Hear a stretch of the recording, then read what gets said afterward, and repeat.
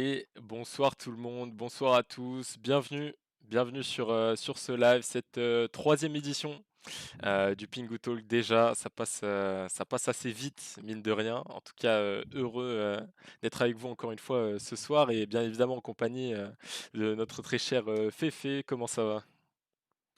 Bah, écoute, ça va bien, content d'être là, hâte de savoir quelles questions tu vas poser du coup, vu qu'on en a pas du tout discuté avant donc je suis un peu curieux mais non, bah, content d'être là et ça fait plaisir. Eh ben écoute, très bien, très bien, très bien, super.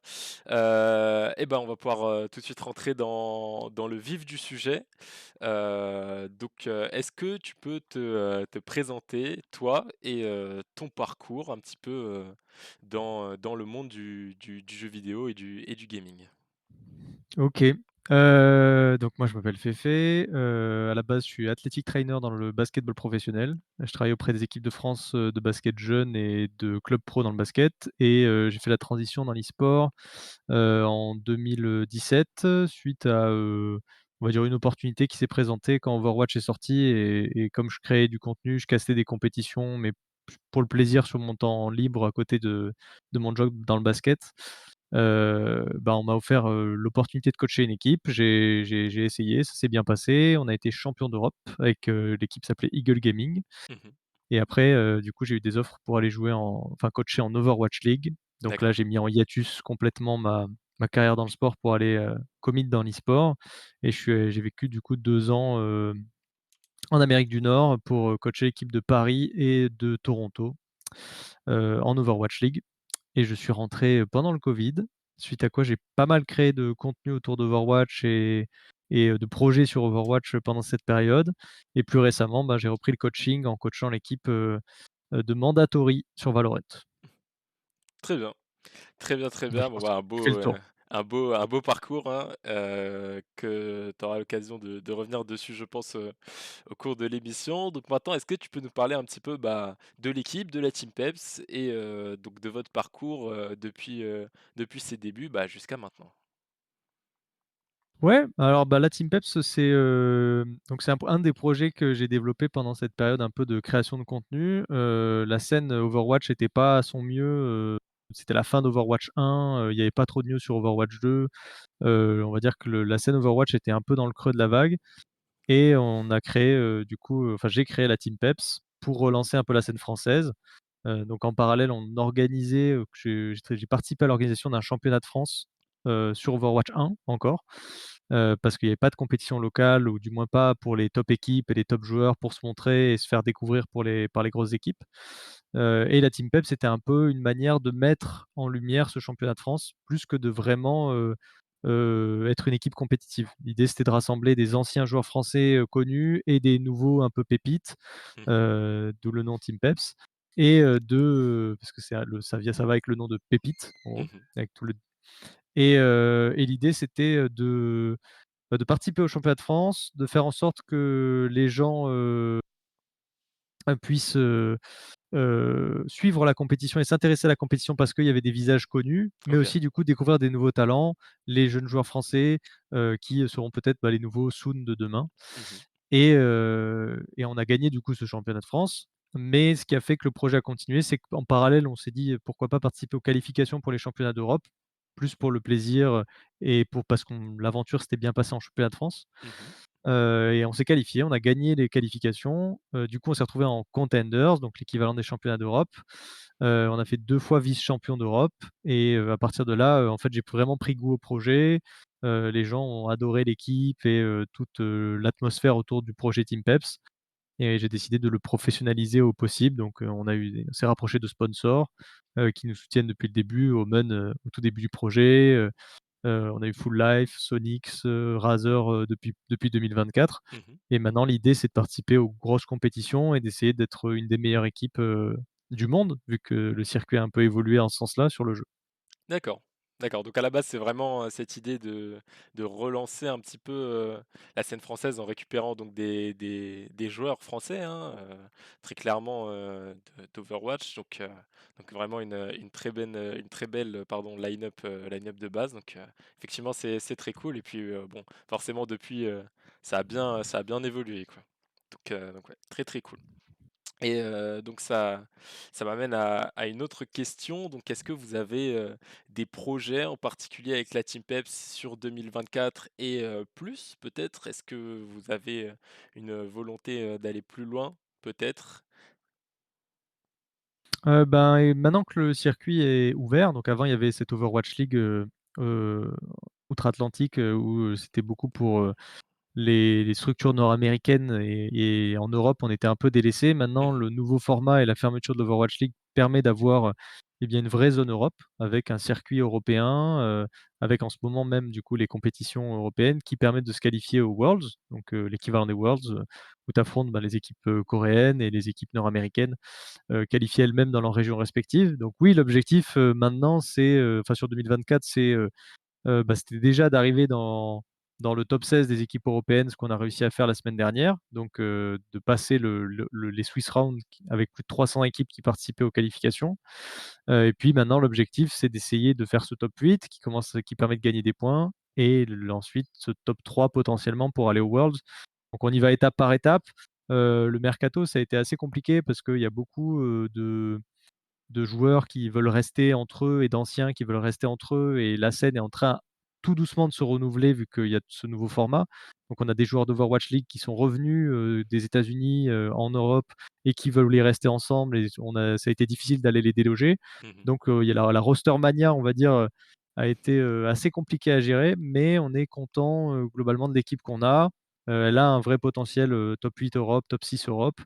Heu, bon, on n'a pas une poule facile pour la suite des qualifications, mais l'objectif, on va dire moyen terme, c'est, bah, d'essayer de rentrer dans le niveau, top 6, top 4, qu'on pense, mériter et puis à terme, c'est d'aller chercher justement ce top 3 régulièrement pour, pouvoir participer aux plus gros événements mondiaux, quoi.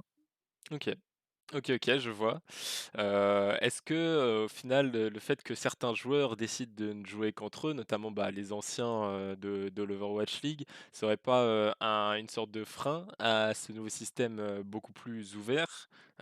Du fait que donc ce serait que les meilleures équipes, composées, des anciens meilleurs joueurs qui, seraient donc dans les tops des meilleures équipes donc d'Asie, d'Amérique, et d'Europe? Ben, au début, oui, ça va être un frein et on verra beaucoup les mêmes équipes et les mêmes joueurs, sur les compétitions, sur les on va dire les derniers carrés des compétitions. Mmh. Bon, en même temps, c'est normal, mais ça va évoluer. En fait, l'avantage du format ouvert, c'est que ça va aussi donner envie et donner l'opportunité à des joueurs qu'on ne pouvait pas observer avant. Parce qu'avant, il y avait que l'Overwatch League et les compétitions, on va dire, en dessous, étaient très difficiles vraiment à scouter correctement, à analyser quels joueurs, jouait vraiment bien, dans ces compétitions de niveau inférieur, donc il y avait que l'Overwatch League qui était au centre de l'attention de tout le monde. Mmh.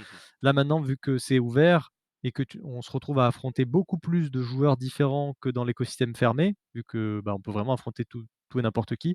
On Mmh. va dénicher des nouveaux talents, il y aura des nouveaux joueurs, le scouting reprendra vraiment un intérêt, au niveau de la scène européenne et même si je pense que pendant au moins pour cette année, on va revoir les mêmes visages beaucoup, on n'est pas à l'abri d'avoir, bah, des pépites et des joueurs un peu inconnus au bataillon qui sortent et ceux-là, permettront probablement de faire un turnover et d'avoir, des équipes, un peu inattendues dans les phases finales, quoi. OK. OK, OK. Donc, vous, en termes de joueurs, est-ce que la direction, c'est vraiment d'essayer de rester sur cette, base française? Rester un petit peu l'ambassadeur français, en tout cas en Europe, d'Overwatch? Et ou alors, vous avez prévu de vraiment, faire un mix des 2 peut-être? Ou alors complètement partir à l'inter en fonction évidemment des profils, de comment ça match, comment ça joue? Le projet, donc à la base, a été créé pour, mettre en avant, la scène française. Donc il y a toujours ce truc de on a envie d'avoir, des Français, de développer des joueurs français et d'avoir en effet cette identité française. Hem, on a eu une saison en 2023 où, bah, parce qu'on avait réussi justement à relancer des joueurs français, ils ont repu partir en Overwatch League. Donc on s'était fait poach des joueurs, qui étaient partis en Overwatch League et on avait pris un virage un peu inter, Mmh. où on avait un seul joueur français dans l'équipe. Ça nous avait permis de nous qualifier d'ailleurs à un 1er énorme tournoi qui faisait affronter les équipes Overwatch League et les équipes, européennes, de niveau, T2 quoi. Mmh. On avait pu se qualifier à ce tournoi. C'était la première fois dans l'histoire que ça se faisait, donc on est parti à Londres affronter, les meilleures équipes du monde, avec des budgets en millions, alors que, bah, nous on était un projet créé, un peu de toutes pièces quoi.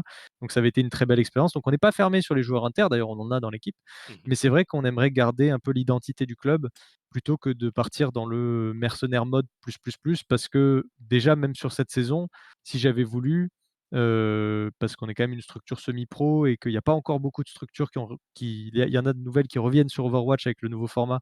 On va dire que pour cette saison, il y en a qui sont plutôt en observation, qui regardent, donc on avait toujours cet avantage d'être, une des seules structures, vraiment sur la scène. J'aurais pu recruter une équipe mastodonte, européenne plus forte que celle qu'on a à l'heure actuelle sur le papier, mais on perdait l'identité et les membres, qui ont permis à ce projet aussi d'exister et de grandir, et ça je voulais pas.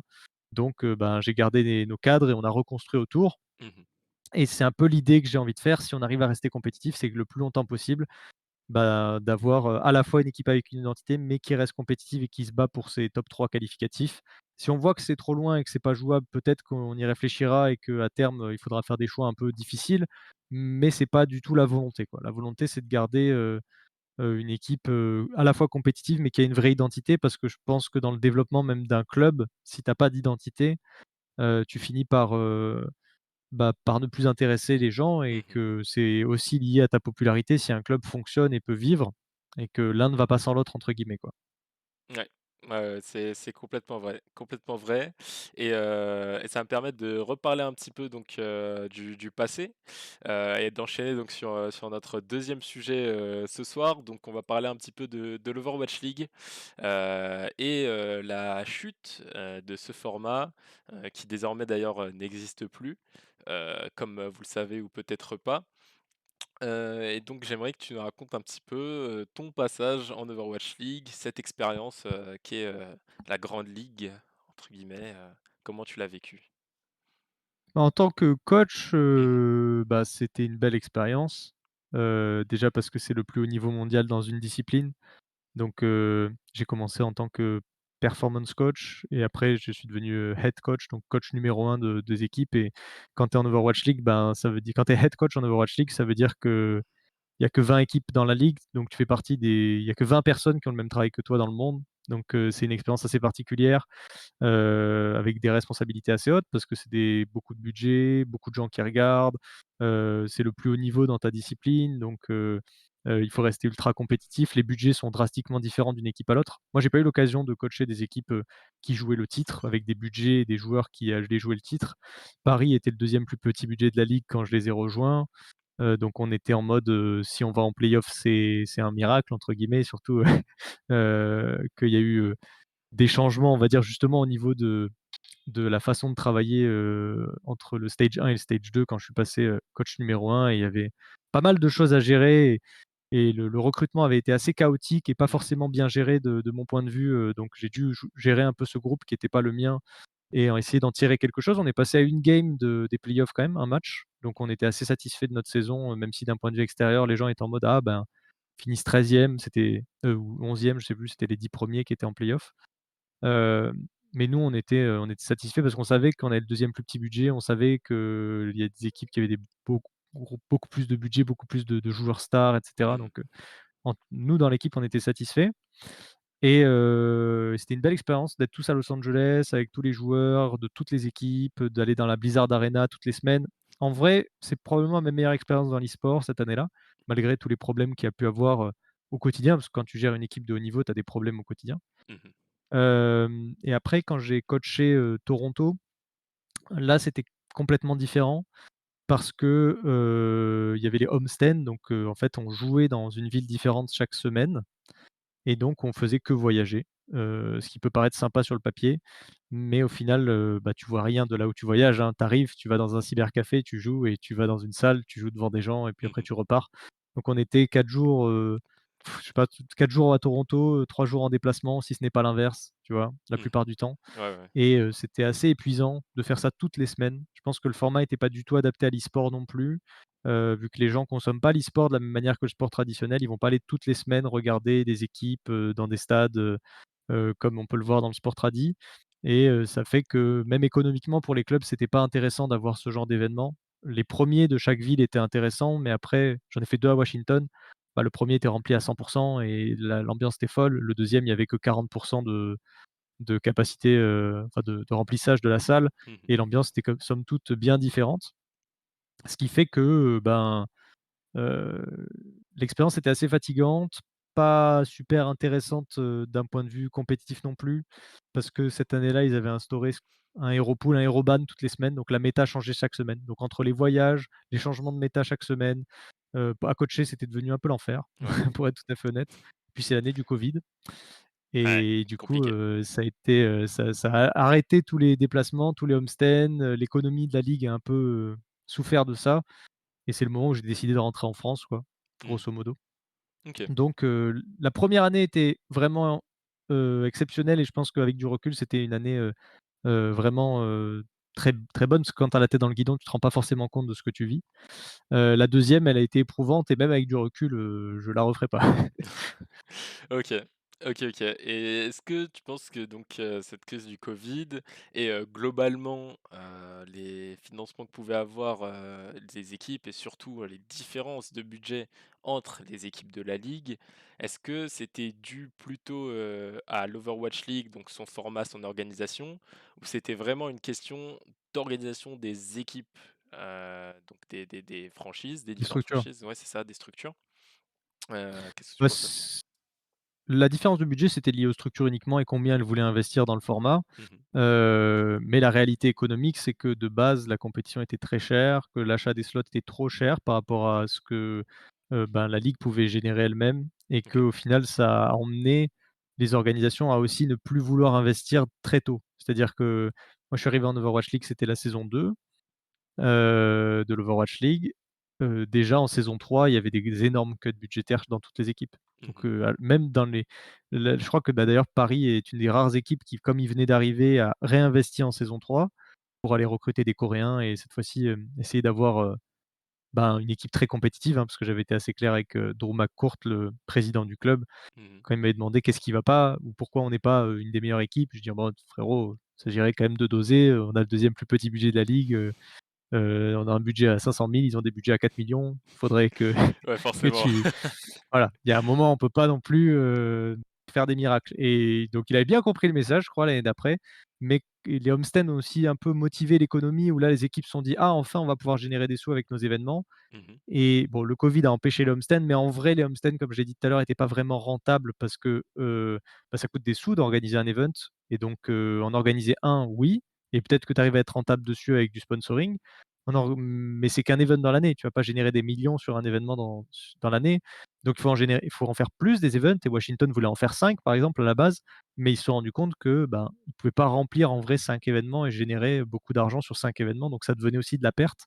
Mmh.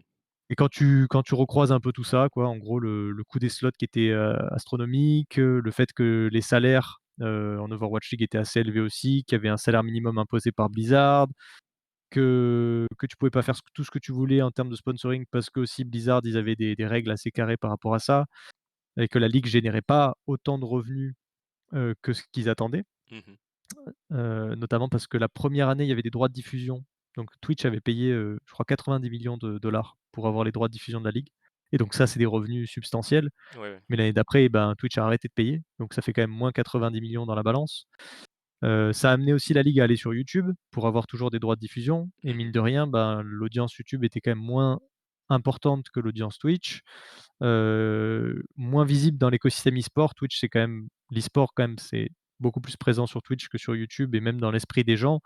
Il y a plein de gens qui savaient plus si l'Overwatch League existait encore parce que c'est parti sur YouTube et donc petit à petit l'audience a diminué, donc c'est encore plus difficile à monétiser, donc du coup la ligue génère encore moins d'argent et comme elle génère encore moins d'argent et ben, petit à petit les équipes finissent par vouloir, enfin même drastiquement avec le Covid, les équipes ont mis un frein aux investissements Mmh. et donc il y a des équipes qui ont continué d'investir, qui avaient des budgets énormes et tu as des équipes qui ont arrêté d'investir du jour au lendemain, qui étaient vraiment tous les jours au salaire minimum, le moins de conditions possibles et là du coup, elles pouvaient pas vraiment, lutter, même si on a eu des petites explosions et des petits, surprises, dans la ligue, notamment, London Spitfire, l'équipe de Cloud9 qui a Mmh. réussi à faire une bonne saison malgré un tout petit budget. Donc ça peut c'est possible, mais c'est pas anodin, quoi. OK. OK, OK et est-ce que, tout ce qui est, produits dérivés, objets in-game, je pense, notamment avec les tokens de l'Overwatch League Mmh. donc avec lesquels, pour rappel, on pouvait débloquer donc et on peut toujours, hein, débloquer, ces skins donc des différentes équipes de l'Overwatch League. Est-ce que les équipes avaient un certain, revenu? sur ces Ouais, skins, ouais. par exemple, est-ce que c'est un moyen Je crois que viable? le revenu sharing était à hauteur de 50. En fait, tout était viable dans l'écosystème et dans la ligue. C'est-à-dire qu'il y avait du revenu par rapport au merch, il y avait du revenu par rapport aux droits de diffusion, enfin du revenu sharing par rapport aux droits de diffusion, il y avait du revenu sharing par rapport aux skins qui Mmh. rapportaient de l'argent, il y avait du revenu sharing sur plein d'autres choses et en vrai, l'écosystème en lui-même était fonctionnel.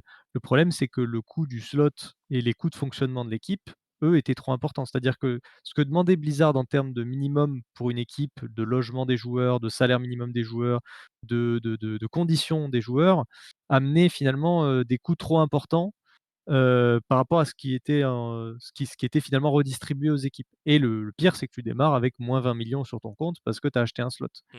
et puis ces moins 20 millions avant de te les rembourser, bon courage, quoi. Donc c'est surtout ça qui a mis en difficulté. Le La ligue, en réalité, si les slots avaient été, je dis, par exemple à 2 millions, ce qui était le prix d'ailleurs d'évaluation du service marketing de Blizzard avant la sortie de la ligue, donc Mmh. 10 fois moins. Là, il y aurait eu une forme de: «OK, on peut être rentable sur 10 à 15 ans et ça vaut le coup». Mais comme les slots étaient trop chers et je pense qu'ils se sont vus un peu trop grands trop vite, même beaucoup trop vite, dans un format de ligue fermée, bah, ça le storytelling était pas forcément là parce que les ligues fermées, c'est un peu des trucs qui sont montés de toutes pièces. Là, toutes les équipes ont été créées de toutes pièces pour la compétition. Il y avait pas les marques, endémiques de l'e-sport qui étaient présentes parce que Blizzard voulait pas non plus. Genre Mmh. Cloud9 devait s'appeler London Spitfire, heu du coup, tu avais pas de Fnatic, tu avais pas de FaZe, bref, toutes ces autres grosses organisations qui auraient pu ramener de l'audience, ben, elles ont pas pu le faire de la même façon qu'elles auraient pu le faire. Donc au final, la rentabilité des équipes était quasi impossible dans ce scénario de base, Mmh. même si il y avait des gens qui achetaient des skins, si il y avait des gens qui achetaient du merchandising, il y a des fans, les salles étaient remplies, la première finale de l'Overwatch League, remplit le c'est quoi? C'est le non, le Staples, c'est à LA. Heu, le la salle de l'équipe de basket des Knicks, à New York. Mmh. Enfin, tu vois, genre, il y avait moyen de faire des choses, et il y avait des bonnes audiences, juste ça coûtait trop cher et il aurait fallu commencer plus petit et justement que ces moyens de rentabilité se mettent en place pour que les clubs grandissent avec la ligue. Ouais. Là où en fait la ligue a créé un truc et a demandé aux clubs d'investir beaucoup tout de suite et pour avoir ce genre de financement, il faut aller chercher des gens qui ont beaucoup, beaucoup, beaucoup d'argent, mais Mmh. qui eux, du coup, veulent un retour sur investissement assez rapide et on peut les comprendre quand tu investis 40 millions dans un projet. Ouais. Tu te dis pas, si tu gagnes 100 000 ou 200 000 sur la saison, bon, bah, les 40 millions, il te faut 80 ans pour les faire, Ouais, ouais. personne va vouloir investir là-dedans, quoi. Forcément, forcément et c'est vrai que c'était un problème. Mais est-ce que, donc tu penses, que le fait que, l'Overwatch League donc ait eu, cette espèce de franchise, mode un peu à la NBA donc avec, des villes et donc forcément des noms associés donc London Spitfire, Toronto Defiant, San Francisco Shock, tout ça.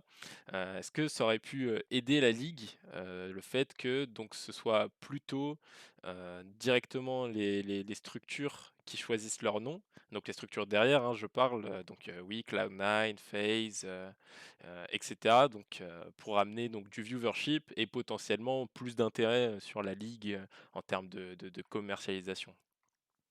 Je pense, oui, je pense et en fait, le choix des villes, moi, me dérangeait pas. Mmh. Je trouve ça sympa d'avoir, une identification locale et je pense que c'est l'avenir de l'e-sport. Ça passera soit par, enfin, aujourd'hui, on le voit, c'est soit ça passe par les créateurs, qui du coup sont un peu les figures de proue de leurs équipes, soit par, comme au niveau de la K-Corp ou de Gentlemates ou des grosses structures comme ça ou même de Mandatory, Mmh. soit par la localisation. C'est comme un peu dans le sport traditionnel d'avoir cet attachement à une zone géographique et du coup d'aller travailler avec les villes, les mairies, les subventions, un peu comme dans le sport et c'est vrai que ça peut stabiliser l'e-sport. Ouais. Donc je pense que ce sont les 2, on va dire, modèles viables. Donc le fait qu'ils aient associé des villes me dérange pas, au contraire, je trouve que c'est une bonne idée. Par contre, le fait qu'ils aient pas pu s'appeler London Cloud9 ou qu'ils s'appellent pas Atlanta FaZe, mais qu'on les oblige à développer une nouvelle identité, ça a été problématique parce que du coup, en effet, il y a plein de gens qui sont fans de Cloud9 sur LoL, je suis sûr qu'ils savent pas que c'était London Spitfire en Overwatch League Mmh. et ils auraient pu supporter, les Spitfire s'ils avaient su. Alors, probablement qu'il y en a qui savaient parce que l'org a communiqué dessus, l'organisation a quand même communiqué dessus, mais l'attachement n'est pas le même parce que, bah, c'est du merch nouveau à acheter, c'est différent et même dans le jeu lui-même, les skins étaient tagués Spitfire, ils étaient pas tagués Cloud9. Il y aurait plus de gens qui auraient consommé ces skins-là si c'était déjà les skins de leur équipe préférée sur d'autres jeux. Donc Oui, je pense que ça a ralenti le développement de la scène de bloquer ça et ça a aussi refroidi pas mal d'investisseurs endémiques, donc des équipes e-sport déjà implémentées, à investir sur le jeu et donc du Mmh. coup ce cercle un peu vicieux où il fallait aller chercher des gens qui étaient des investisseurs qui avaient beaucoup d'argent, mais qui n'avaient pas forcément une connaissance ni de la scène, ni de comment faire vivre l'écosystème. Et qui n'étaient pas conscients qu'être une équipe e-sport, c'est pas l'eldorado. Si tu viens pas de l'e-sport et qu'on te vend l'e-sport comme des centaines de millions de personnes qui regardent des compétitions de jeux vidéo, tu te dis: «Ah ouais, mais c'est l'eldorado, il y a des Mmh. millions de cash prize, il y a des millions de viewers, mais oui, bien sûr, j'investis là-dedans et je vais être riche». Et c'est un peu ce qui s'est passé. Ils ont réussi à convaincre des gens qu'ils allaient devenir riches, les gros investisseurs qu'ils allaient pouvoir devenir riches et avoir un gros retour sur investissement. Alors que les structures endémiques, elles savaient qu'investir sur Overwatch, c'était pas l'eldorado, que ça allait être, peut-être une scène intéressante où ils allaient pouvoir générer un peu des profits ou être à l'équilibre financier. Mais c'est pour ça que je pense qu'on n'a pas vu des grands noms aussi, se lancer dessus, quoi. Mmh. Ouais, ouais. Complètement, complètement. OK. Très bien et donc est-ce que le fait que, donc le jeu Overwatch ait eu une, perte de vitesse sur les années, 2020, Covid, 2021 avec, aussi la sortie, d'autres jeux, entre guillemets «concurrents» comme Valorant, qui a, au tout début été aussi associé à Overwatch avec, c'est toutes ces capacités, spéciales donc des agents, hein, qui sont, ressemblantes un petit peu à ce qu'avait fait Overwatch, même si dans le fond, hein, on l'a tous vu, par la suite que ça avait rien à voir et que c'était complètement différent. Est-ce que le fait donc que le jeu ait perdu de la vitesse a aussi impacté l'Overwatch League qui aurait peut-être pu, donc garder, peut-être une certaine hype si le jeu était, tout autant joué qu'en 2016, 2017, 2015? Peut-être un peu, mais en vrai pas tant parce que le nombre de joueurs actifs sur Overwatch est toujours resté assez haut, même Mmh. très haut et c'est d'ailleurs l'argument numéro un qui faisait que, bah, qui a fait qu'ils ont fini par sortir Overwatch jeu, c'est que la fanbase était toujours très présente au niveau du jeu. Le joueur casu, lui, jouait toujours à Overwatch, c'était toujours son jeu préféré, il jouait toujours avec ses copains. Le problème, c'est que le jeu ne s'est pas trop renouvelé Oui. et même en termes d'expérience spectateur, c'était moins intéressant. Ça, c'est vrai. Mais c'est plus, pas tant le jeu qui a perdu de la vitesse en mode, il y avait moins de gens qui jouaient, la hype autour du jeu a disparu parce que ça, c'est plus, on va dire dans l'environnement Twitch et dans l'écosystème Twitch où les gens étaient en mode, bah, ils le voyaient plus sur Twitch. Il y avait nous, en France, on n'avait pas beaucoup de personnalités très présentes sur la scène Overwatch, ou plus présentes sur la scène Overwatch parce que, bah, il y en avait qui font leur vie et qui passent à autre chose et cetera.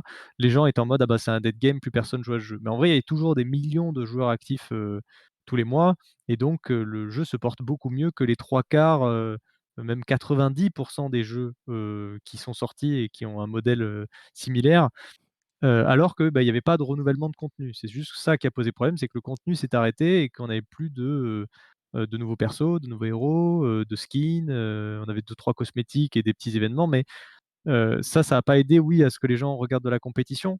Mais en soi, ouais, pour moi, c'est pas ça qui a fait le plus mal, à l'e-sport. Mmh. L'e-sport était déjà dans la panade seconde 1. Genre jour 1, quand ils ont lancé la ligue, c'était trop cher pour la rentabilité que ça allait amener et c'était sûr que le format allait exploser à un moment. C'était une bulle, en fait. Ils ont créé une bulle spéculative, comme quoi ça allait créer des millions, mais pas du tout et avant même que ça se lance, c'était doomed et il y a plein de gens d'ailleurs, des gens de la scène e-sport, un peu visionnaires, qui ont l'habitude de voir ce genre de bulle se créer et exploser, qui étaient en mode: «Mais ça va pas tenir l'Overwatch League» et c'était pas par rapport à Overwatch. Tout le Mmh. monde est enfin tous les gens avec qui je discute qui sont un peu des Overwatch League haters, étaient en mode: «Bah, le jeu est super, mais l'e-sport dessus ne l'est pas» et c'est pas il l'est pas parce que, bon, le jeu a des défauts, il est difficilement regardable, il y a des sorts de partout. Quand tu joues pas au jeu, c'est pour un novice, c'est compliqué. Mmh. Mais, c'était plus le fait que c'était évident que la rentabilité allait pas y être et que ça allait exploser à un moment. Et ça, c'est un peu le vrai fond, le vrai problème par rapport à l'e-sport, c'est ça, plus que le jeu lui-même qui, on l'a vu, dès qu'ils ont commencé à sortir du contenu et Overwatch 2, c'est ça, hein, c'est une grosse mise à jour d'Overwatch 1 avec, un peu de PvE, le free to play et plein de cosmétiques et des nouveaux héros qui sortent. Mmh. Donc en fait, c'est pas ils ont pas révolutionné, Overwatch, ils ont juste dit: «On va faire du contenu régulièrement dessus de maintenant» et ça a ramené énormément de joueurs et le jeu se porte bien. Et la scène e-sport, oui, aussi, mais pas parce qu'il y a plus de joueurs. Elle se porte bien parce que le format a évolué et est désormais plus viable que ce qu'il était avant, quoi. OK. OK, OK. Ouais, très bien. C'est vrai que Overwatch 2 est au final un petit peu le renouvellement d'Overwatch 1, plus une continuité qu'un vrai nouveau jeu, hein, forcément. C'est plutôt ça, ce qu'a essayé de faire, Blizzard, et ça me permet donc d'enchaîner avec, de la nouveauté, forcément. On va pouvoir parler donc maintenant des Overwatch Champion Series, donc le nouveau, format Overwatch, compétitif officiel, donc proposé par Blizzard, qui a été annoncé un petit peu à la surprise, en tout cas de ceux qui ne suivaient pas activement la scène, en tout cas qui ont peut-être redécouvert avec cette annonce qu'il existait effectivement encore de l'e-sport sur Overwatch. Et donc j'aimerais savoir un petit peu comment toi tu vois l'évolution de cette scène et ton avis sur ce nouveau format principalement.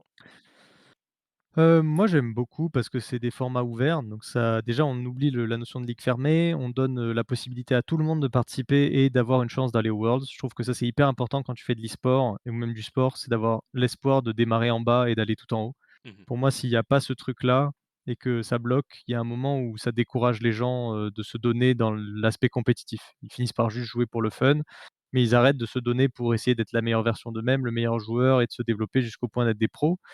Et il faut garder cet espoir-là, je trouve, dans toutes les scènes e-sport, de se dire: «N'importe quel gamin qui démarre en ranked doit pouvoir se dire: "Je peux devenir pro en passant par un circuit qui le permet"». Pas juste pro parce qu'on m'a découvert en ranked ou j'ai eu une opportunité, j'ai eu la chance de rencontrer un frérot qui m'a donné une chance dans une équipe. Ça, c'est trop vaseux, ça permet pas de scouter les talents correctement et c'est finalement plus du copinage que, de la vraie méritocratie, si j'ose dire, mhm, pour utiliser un terme, peut-être pas approprié, mais qui est compréhensible. Et du coup, là, oui, je suis très content du format ouvert. Je suis content aussi que ça soit Faceit qui ait repris le truc, parce que Faceit, ben, ils sont très impliqués et j'ai eu l'occasion de discuter avec eux plusieurs fois sur, sur l'e-sport et ils veulent en faire quelque chose de solide et quelque chose où il y a régulièrement des compétitions comme avec les Champions Series, mais aussi, il y a des compétitions hebdomadaires, des compétitions toutes les semaines aussi qui permettent de gagner des points sur Faceit et donc d'être avantagé au niveau du seeding dans ces grosses compétitions. Ça qualifie pour d'autres événements, donc on l'a vu pour la DreamHack maintenant à Dallas et la DreamHack en Suède aussi, donc pour les Worlds. Hem, Tout ça fait qu'on a un circuit beaucoup plus lisible déjà, puisque tout est sur la même plateforme. Tout ça fait aussi que n'importe qui peut espérer devenir pro et se qualifier avec sa bande de potes et le rêve de devenir, la meilleure équipe du monde, le shonen existe quoi, en gros. storytelling. Et c'est ça. Et en plus de ça, c'est sur une plateforme qui a l'habitude de gérer de l'e-sport avec Counter Strike.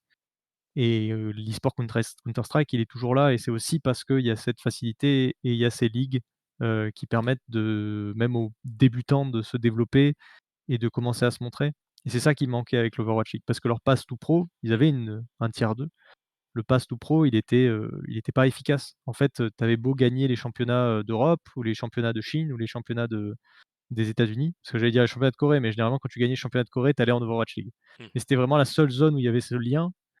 Tu pouvais être champion d'Europe 3 fois d'affilée et c'est arrivé et pas avoir une opportunité en Overwatch League pour aucun de tes joueurs. Parce qu'en fait, dans le format fermé, avec les visas, avec, le fait qu'au final les gens avaient pas eu le temps de regarder vraiment ces compétitions et que c'était pas le centre d'attention, ben, le scouting était pas fait correctement et tu as des top joueurs qui ont jamais eu leur opportunité en Overwatch League. Donc là, ce sera plus le cas. Tout le monde a l'opportunité de montrer ce qu'il a et tout le monde a l'opportunité de s'affronter les uns les autres. mhm. Donc ouais, non, donc je suis assez content et moi je trouve que ce genre de format, ça fait un moment que je le dis même depuis des années, c'est quelque chose qui réussit mieux à l'e-sport et qui permet aussi, et ben, aux fans et aux supporters de vibrer et de s'attacher à des équipes et à des personnalités, quoi. OK. OK, OK, ouais, c'est clair, il y a forcément, tout un potentiel de storytelling, comme je le disais, hein. C'est vraiment, le petit pousset parfois qui peut réussir à créer l'exploit et monter donc, affronter les meilleures équipes, d'Europe et des autres régions, hein, forcément.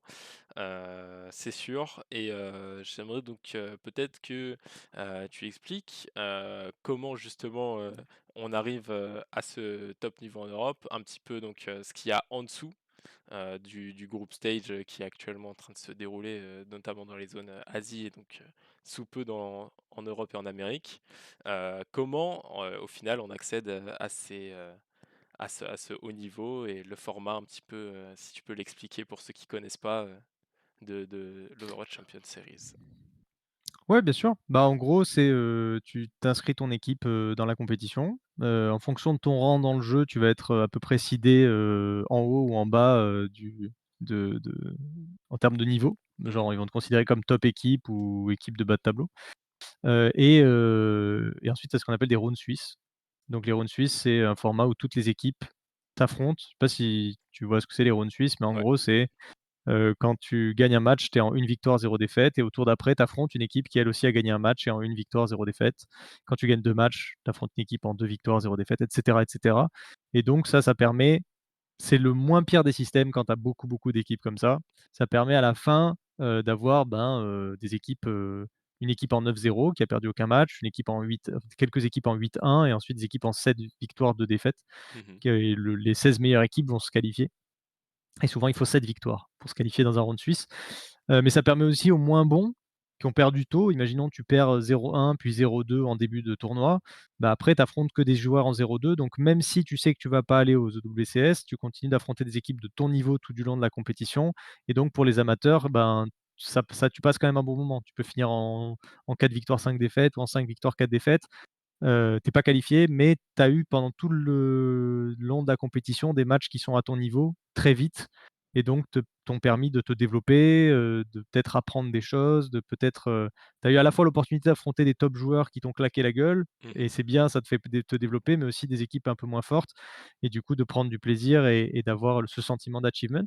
Mmh. Et en plus, comme c'est sur Faceit, ce qui est assez intéressant, c'est que si tu spams les compétitions hebdomadaires et journalières de Faceit, bah, tu gagnes des points et tu te seeds de plus en plus haut. Parce qu'en fait, le seeding est basé sur tes points, ton ranking de base plus tes points Faceit. OK. Et donc ça, c'est cool pour, le joueur un peu lambda qui veut démarrer et qui est peut-être, je sais pas, rang 6 sur Faceit. Il va spammer les compétitions toutes les semaines, ça le fait progresser et en plus de ça, ben, il va monter niveau 8 sur Faceit et là, ça lui évitera de tomber sur un gros poisson au premier tour les prochaines fois, quoi. OK. OK, OK. Et du coup, sur le déroulé un petit peu classique donc de la ronde suisse, c'est, quel type donc, de match? Est-ce que c'est des BO3, des BO1? C'est des first to two. C'est le premier à 2. Alors OK, pourquoi on dit pas BO3? C'est parce qu'il y a des égalités sur Overwatch. Donc OK. pour éviter que les égalités rentrent en compte, enfin pour que justement les égalités rentrent en compte et que parce que best of 3 tu as que 3 maps, mais imagine j'en gagne une, tu en gagnes une et la dernière on fait match nul. Bon bah qui a gagné? On ne sait pas. Donc du coup c'est un first to et c'est le premier à 2 maps et s'il faut en jouer 4, on en joue 4. S'il faut en jouer 5, on en joue 5. Mmh. Mais c'est le premier qui a 2 victoires. Voilà. Donc c'est OK. ça le format. Pour les rounds suisses et après dans les group stage, là, ça passe en first to three, donc 1er à 3, donc l'équivalent du BO5, si tu prends pas en compte les matchs nuls, quoi. OK. OK, OK. Et donc qu'est-ce que, selon toi, pourrait attirer des, structures forcément? Avec ce nouveau format, on a peut-être, envie d'imaginer, certaines, peut-être, grosses écuries, d'Europe et dans le monde, se réintégrer un petit peu à cette scène Overwatch. Parce que comme tu l'as dit, il y a toujours une belle base de joueurs.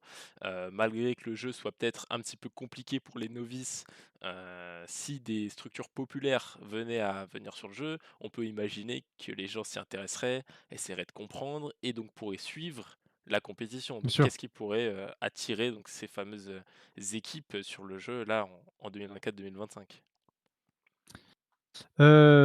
Pour moi, enfin, c'est vraiment je vais être très pragmatique, c'est-à-dire qu'évidemment, si quand tu discutes avec les organisateurs, bah, le discours c'est toujours le même, c'est, «Ah bah, regardez, ça fait de l'audience, parce que l'audience attire, vous pouvez monétiser cette audience». Mmh. C'est vrai, ça c'est la base de l'e-sport, c'est, tu fais une compétition, il y a beaucoup de gens qui regardent, ça fait de l'audience, cette audience tu la monétises auprès de tes sponsors, du coup tu as des sponsors, du coup les grosses écuries sont attirées par ça et ça c'est la base. Mais pour moi, le next level qui ferait que les orgs pourraient investir massivement sur Overwatch, c'est une forme de revenu sharing. Tu OK. parlais des skins d'Overwatch League, ben, la même chose qui serait implémentée pour les équipes qui performeraient ou qui atteindraient un certain niveau de compétition. Ça attirerait des organisations. Parce que la base en fait, pour une organisation e-sport, l'intérêt, c'est pas d'amener son audience au jeu ou à la compétition. C'est l'inverse, c'est que des gens s'intéressent à leur structure et qu'ils génèrent des revenus en s'installant sur une scène e-sport.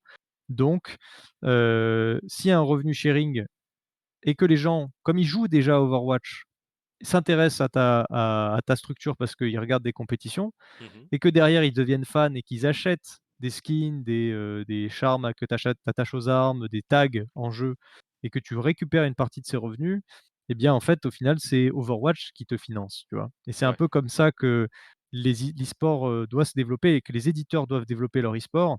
C'est donner un vrai intérêt financier parce que l'argent, c'est le nerf de la guerre pour les structures, un vrai intérêt financier pour financer, leur structure, enfin pour gagner de l'argent et donc leur donner envie d'investir. C'est, Mmh. un peu à l'image de ce que peut faire, pas Rocket League avec les animations en jeu ou Halo avec les skins tout de suite, les grosses structures ont un skin en jeu avec un revenu sharing. Ouais. Overwatch sait le faire, ils l'ont fait avec la ligue. Aujourd'hui, la question c'est auprès de combien d'équipes ils vont le faire? Parce qu'ils vont pas le faire pour les 300 équipes par région, ça c'est une certitude. Mmh. Mais se dire, bah, si tu finis top 3 ou si tu vas au Worlds, tu as ton skin, ben, ou ton tag ou ce que tu veux, là, ça peut devenir intéressant parce que tu peux évaluer combien de skins sont vendus.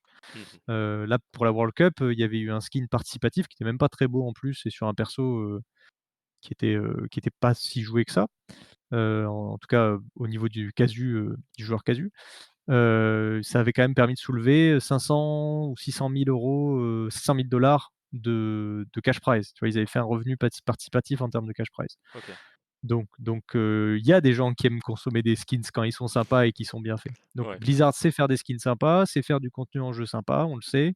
Donc, en gros, pour moi, c'est juste de faire le choix de dire: «OK, à qui on va donner ça et combien ça peut leur apporter?» Et ça peut intéresser un Fnatic. Fnatic, ils se disent: «Bah, moi, si je peux créer, s'il y a du contenu en jeu qui me permet de générer des revenus, Mmh.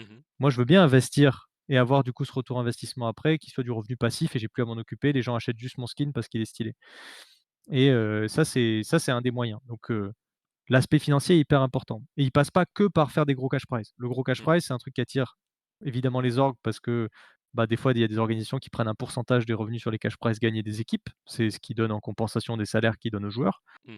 Mais bon, heu, une équipe à l'année, avec des vrais salaires, même si tu donnes, je sais pas, un 2 000 par mois à des joueurs, à tous tes joueurs et enfin ça coûte, plusieurs centaines de milliers d'euros par an, tu vois? De les mettre dans des bonnes conditions, de leur donner juste un salaire correct, pour jouer à temps plein, sachant que les carrières de joueurs e-sport peuvent être courtes. Mmh. Donc ça coûte plusieurs centaines de milliers d'euros à minima et il faut que, ces équipes-là puissent générer peut-être pas la somme exacte, mais au moins, la moitié de ce qu'elles dépensent, tu vois? Si Ouais. OK. Donc c'est ça pour moi qui attirera les orgs. La visibilité, bien sûr, mais Mmh. aussi le comment l'éditeur va s'impliquer réellement dans la redistribution des revenus et dans le revenu sharing pour que les clubs trouvent que ce soit viable d'investir sur le jeu. OK. OK, OK et comment, donc se passe la compétition donc en dessous de ce qu'il y a d'officiel, donc notamment les championnats de France donc qu'on avait évoqués, donc tout à l'heure?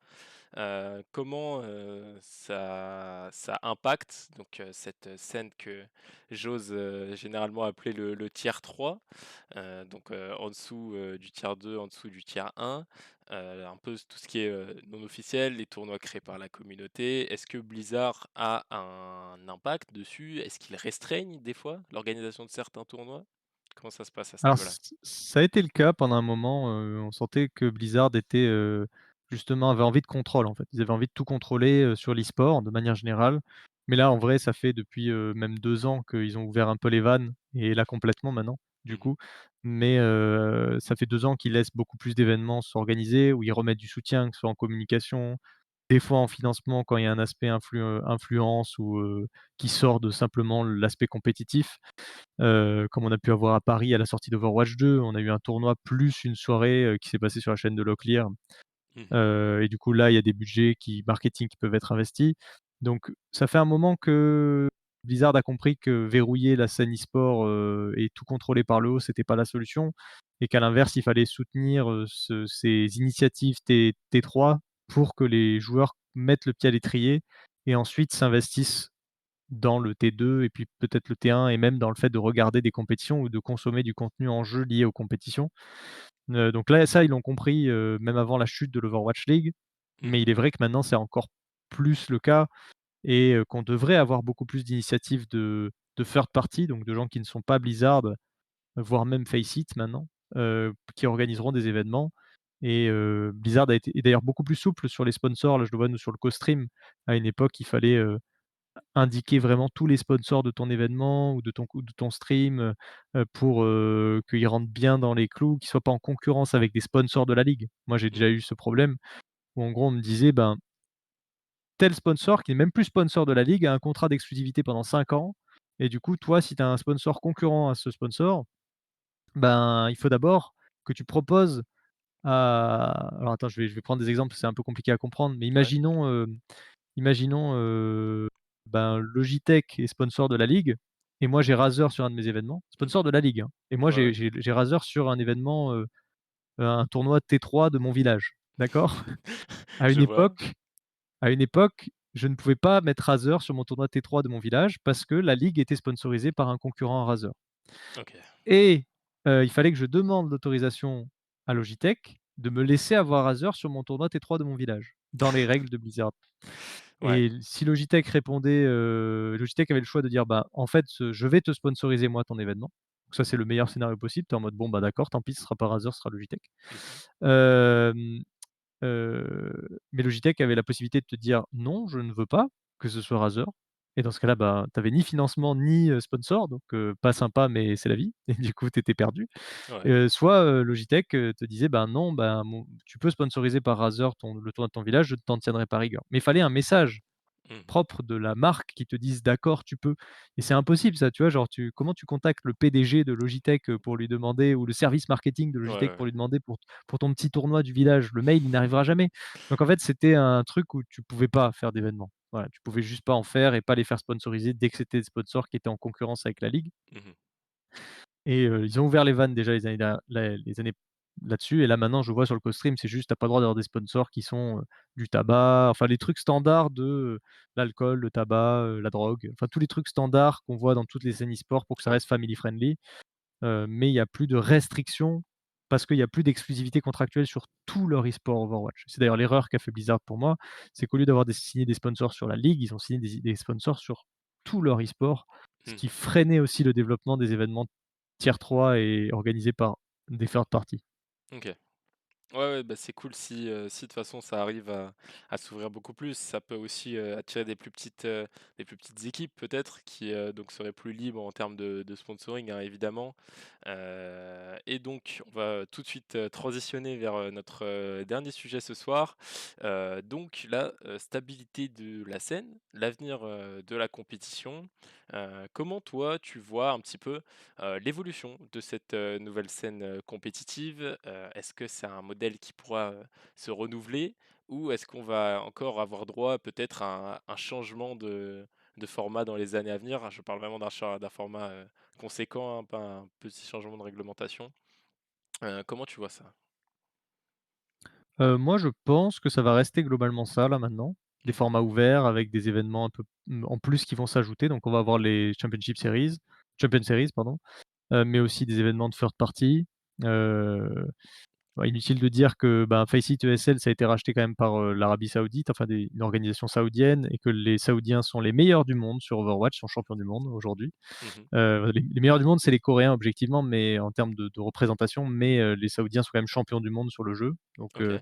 je pense que, en termes de soft power, ça intéresse l'Arabie Saoudite que le jeu soit un main jeu parce que, bah, ils sont les meilleurs sur une discipline et eux, c'est important pour eux d'être les meilleurs dans certaines disciplines e-sport. Donc il va y avoir aussi, et il y a des événements, qui se développent, sous financement ou sous développement de l'Arabie Saoudite. Mmh. Donc on va avoir des événements, ponctuels, où Overwatch est représenté et avec des gros cash prize, et ça évidemment ça va faire vivre la scène. Mais je pense pas qu'on retourne sur un modèle de ligue fermée ou quoi que ce soit à terme.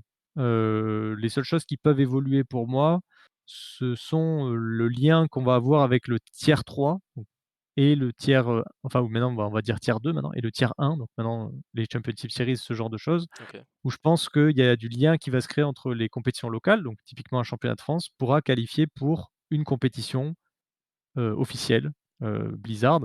Ta compétition nationale, en Pologne, elle pourra qualifier, te donner un slot pour une compétition officielle Faceit, tu vois? Ces liens-là, ils vont pouvoir se créer, si l'écosystème se développe, et c'est un peu le next step, c'est faire en sorte qu'il y ait du local un peu à l'image de ce qu'il y a sur LoL avec, de la LFL, Alors il y a pas de lien direct entre la LFL et les LEC, Oui. mais tu vois, il y a des compétitions entre les 2 avec les EMEA Masters, et c'est ce genre de choses qui peut se développer, quoi. Développer le local et faire en sorte qu'on fasse du lien entre le local et le régional et ensuite le régional et le worldwide. Mmh. Heu, c'est ça un peu comme ça que je vois la scène se développer, mais OK, elle restera sensiblement dans ce format, je pense, semi-ouvert avec, des équipes, tout le monde fait des qualifications ouvertes. Peut-être d'accord. certaines équipes seront invitées parce qu'elles auront fait des bons résultats à d'autres compétitions, mais au final, tout le monde aura quand même la possibilité d'aller jusqu'au plus haut niveau de compétition, via ces des qualifiers, quoi. Mmh.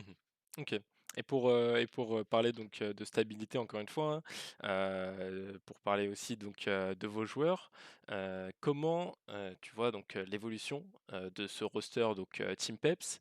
Donc tu me disais que, vous avez un corps, que vous avez repris, donc le corps français, avec des joueurs comme Ben Best, FD God, tout ça. Donc est-ce qu'il y a potentiellement, des changements, qui sont, déjà entre guillemets, «vus» ou imaginés par toi ou par, le reste de l'équipe? Non, parce que, là, c'est déjà que le début, donc on aimerait être au complet pour pouvoir s'entraîner correctement, bien évidemment. Donc le fait que Ben ait pas été disponible, ça nous a, ça forcément, ça nous permet pas d'avoir un avis tout à fait construit sur, l'équipe, vu qu'on a dû jouer avec Poco en remplaçant, en ce début de compétition. Mmh. Et du coup, on attend déjà d'avoir l'effectif au complet et moi, je suis pas du genre à projeter trop loin, en mode, «Bon, il faut remplacer tel joueur ou tel joueur». Comme je te dis, on va laisser filer au moins la première partie, les premières Overwatchip Championship Series, avec, le mois de mars, le mois d'avril et la première DreamHack à Dallas en mai, OK, pour le top 3. Et ensuite, là, oui, il y aura peut-être une réévaluation, des changements de roster pour qu'on soit, fort pour la saison d'après. Mais pendant les saisons, je fais rarement des changements.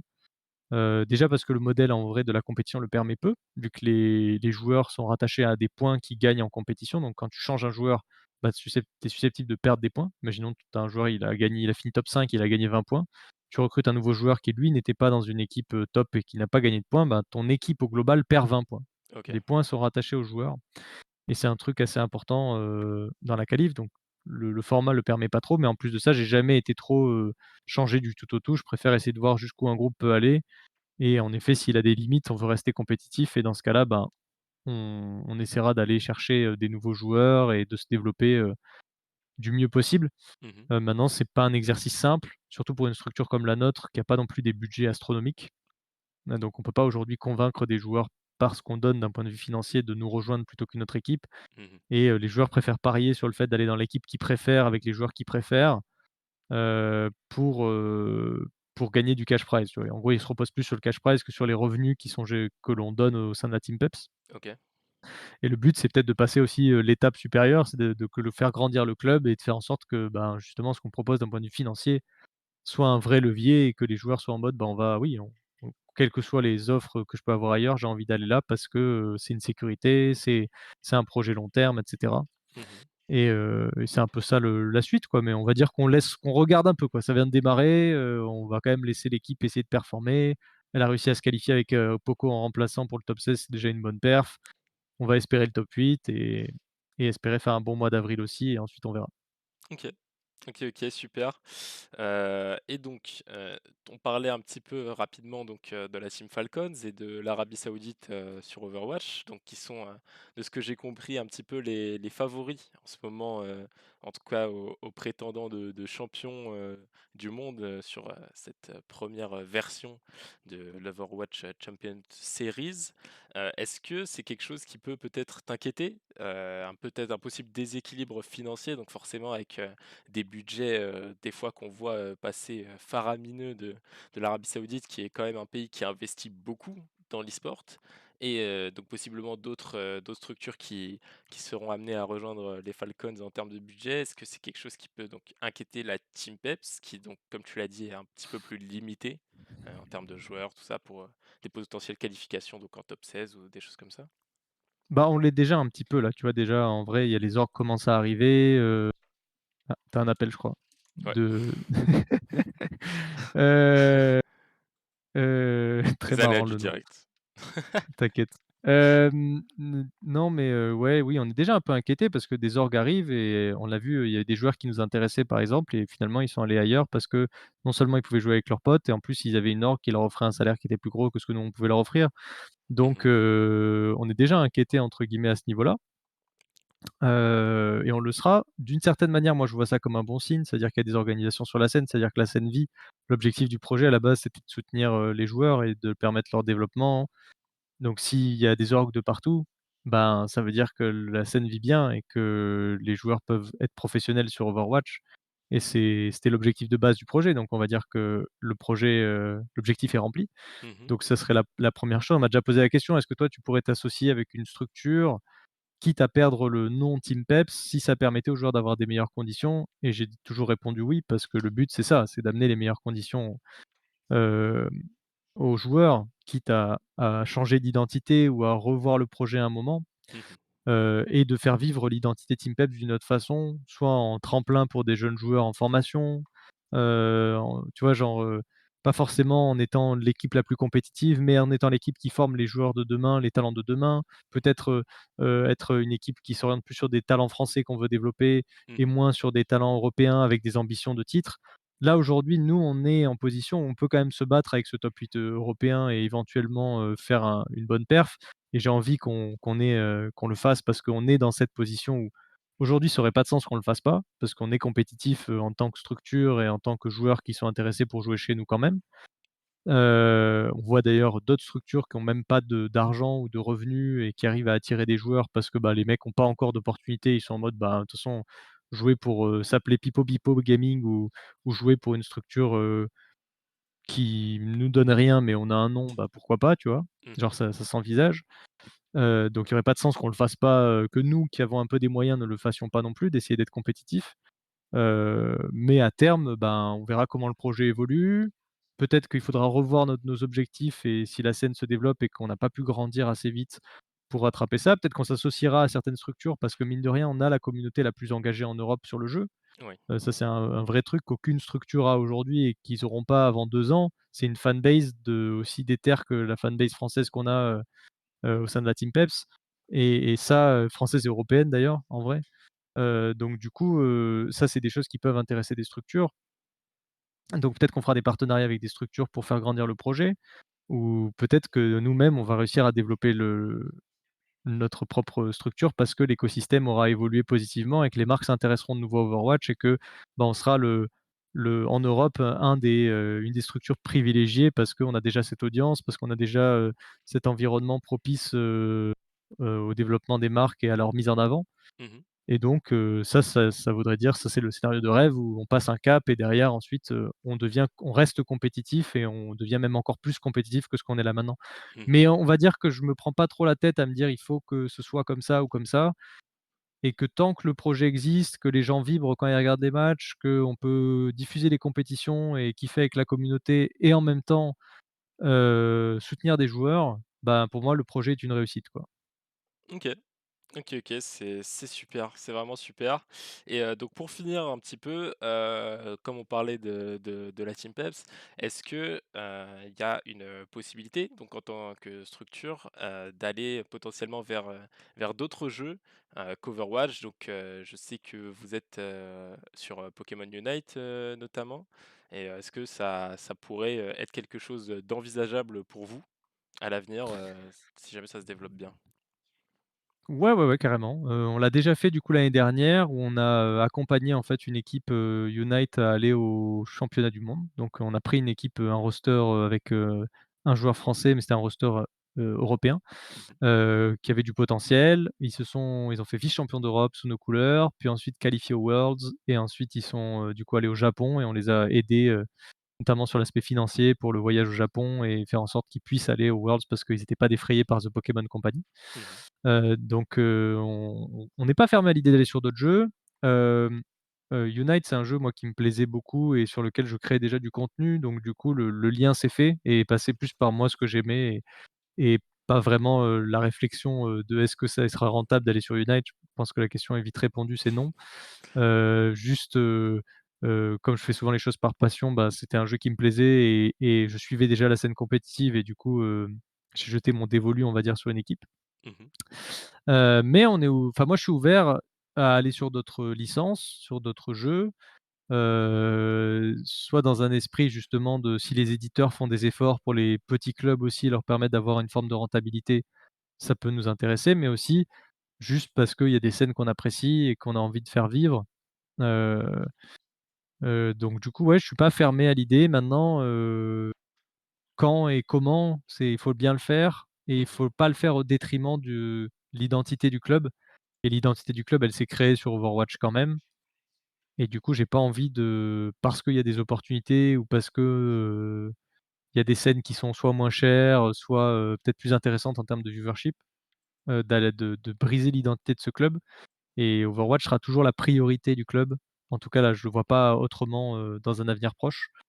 Parce que c'est comme ça qu'on s'est construit, c'est ouais, c'est notre identité et ça aurait pas de sens pour moi d'arrêter d'avoir de l'Overwatch dans la Team Peps, pour être sur d'autres jeux. Mmh. Donc là, par exemple, Pokémon Unite, on l'a mis en hiatus, on attend parce que je sais pas encore ce que ça va coûter et justement ce que ça coûte d'être en OWCS. Combien de structures vont arriver, combien de déplacements on va devoir faire dans l'année, les frais, que ça peut engendrer de participer au tiers 1 d'un jeu.